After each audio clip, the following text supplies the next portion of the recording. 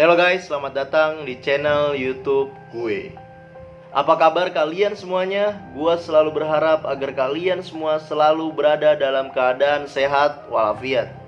Di video kali ini gue akan membahas tentang sejarah sepak bola dunia. Kalian semua pasti udah tau lah apa itu sepak bola. Jadi gue gak perlu jelasin secara rinci lagi apa itu bola, bagaimana bentuk bola, dan kenapa namanya bola. Di sini gua hanya akan membahas sejarah sepak bola dunia secara umum. Oh iya, sebelum kita melanjutkan pembahasannya, jangan lupa di-subscribe dulu lah, biar kalian semua nggak ketinggalan update video terbaru dari channel ini. Gua kasih kalian waktu 3 detik untuk kalian subscribe channel ini. 1, 2, 3. Oke, terima kasih untuk kalian yang udah subscribe channel ini. Sekarang kita masuk ke dalam pembahasannya. Sepak bola bukan permainan asing lagi bagi masyarakat Indonesia. Mulai dari anak-anak hingga dewasa bisa melakukan permainan dengan bola ini. Namun, tahukah Anda asal mula dari sepak bola? Sejarah sepak bola sebagai olahraga sudah digemari sejak abad kedua Masehi sampai abad ketiga Masehi di Cina.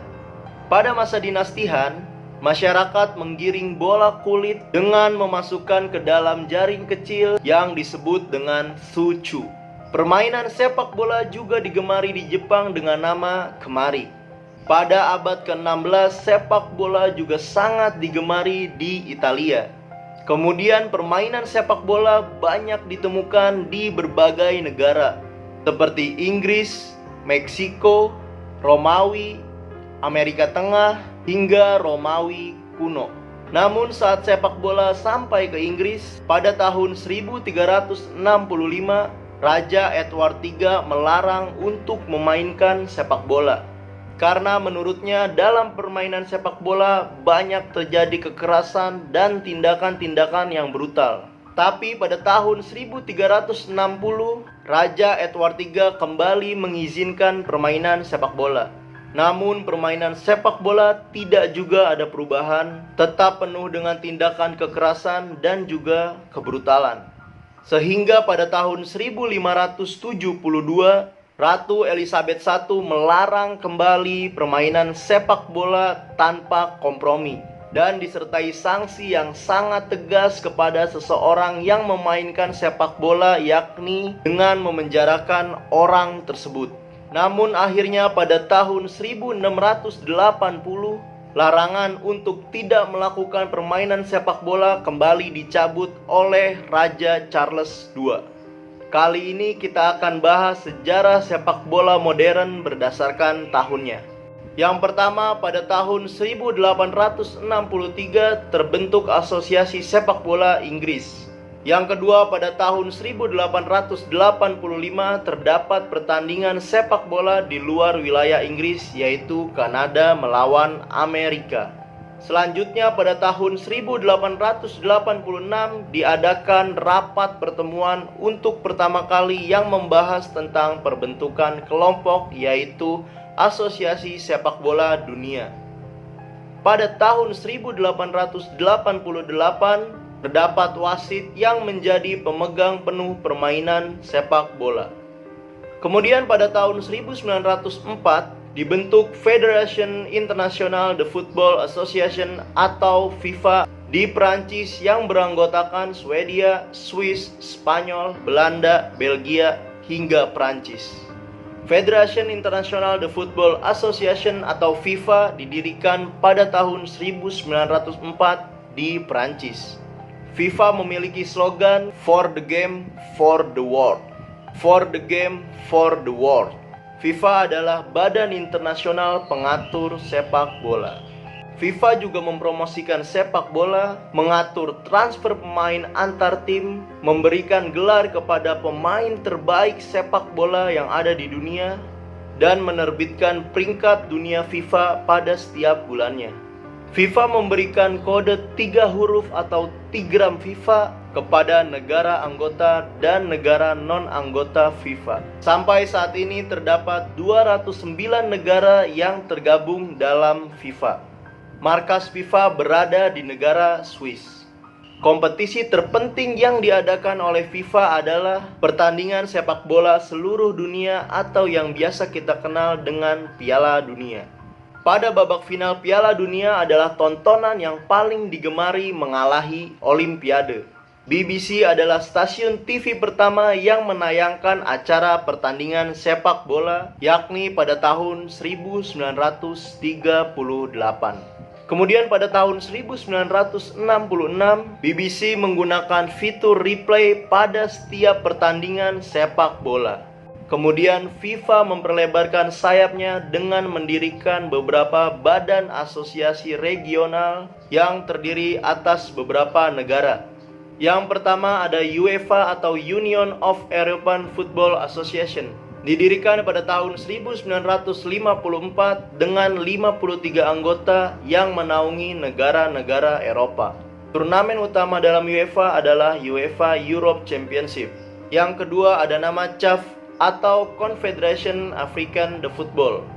Didirikan pada tahun 1957 dengan 53 anggota ditambah 2 rekan yang menaungi negara-negara Afrika. Turnamen utamanya adalah African Cup of Nations.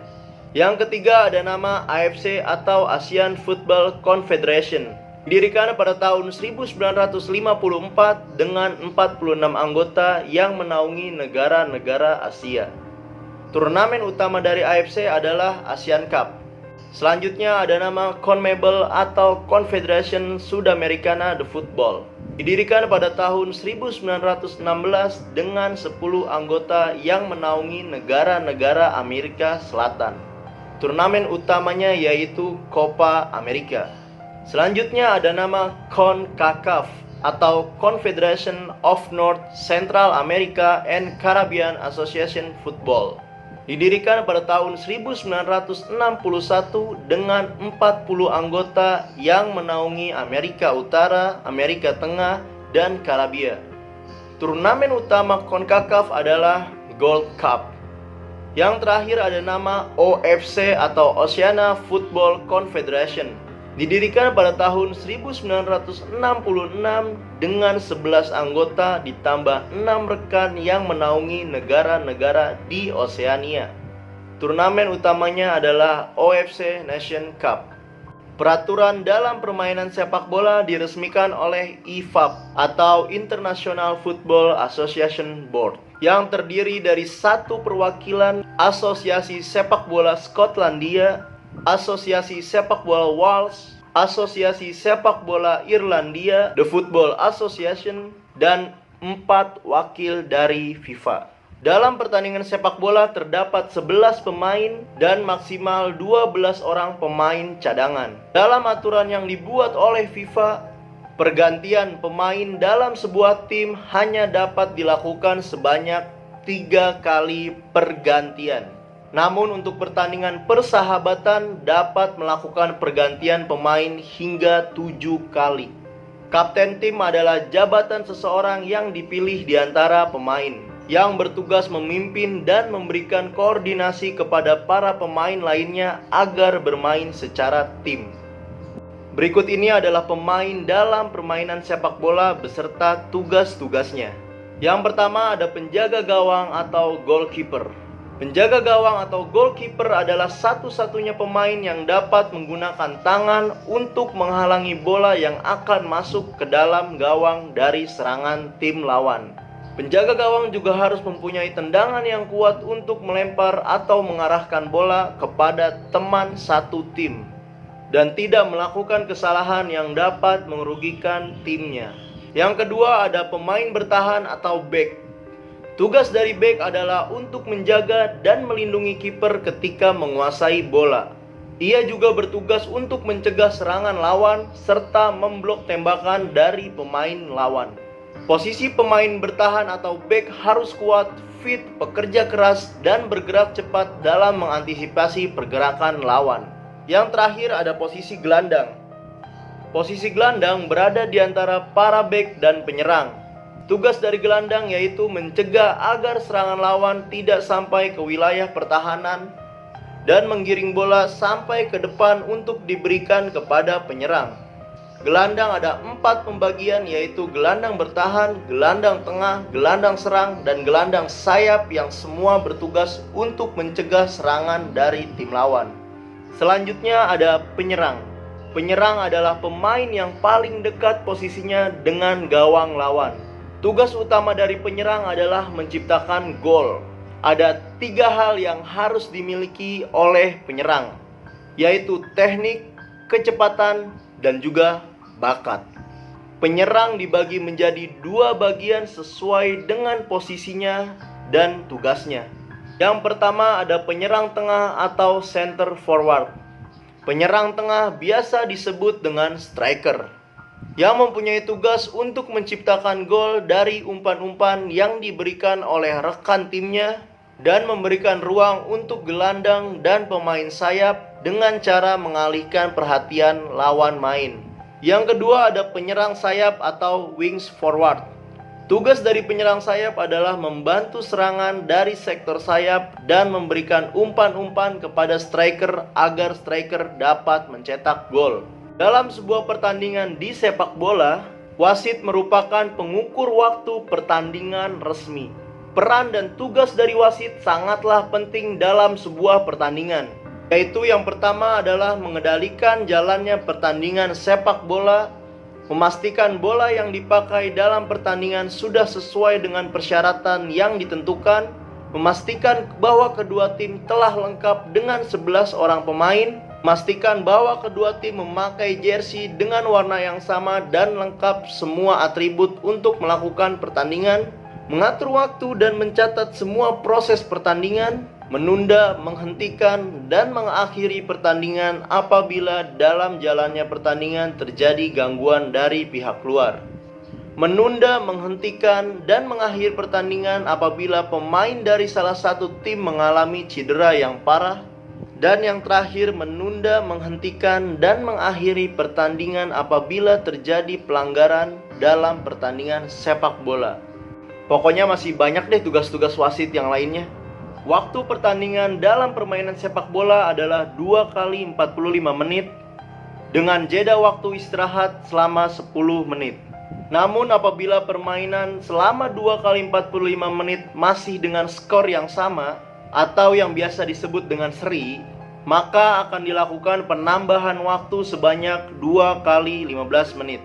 Dan jika penambahan waktu 2 kali 15 menit masih skornya sama juga, maka akan dilakukan tendangan penalti. Sekarang kita bahas formasi-formasi apa aja yang biasa digunakan dalam pertandingan sepak bola. Yang pertama ada 4-4-2. Formasi ini adalah formasi yang terdiri dari 4 pemain belakang, 4 pemain tengah, dan 2 orang penyerang. Yang kedua ada 4-2-4. Formasi ini adalah formasi yang terdiri dari 4 pemain belakang, 2 gelandang tengah, dan 4 penyerang. Yang keempat ada formasi 4-3-3. Formasi ini adalah formasi yang terdiri dari 4 pemain belakang, 3 gelandang tengah, dan 3 penyerang.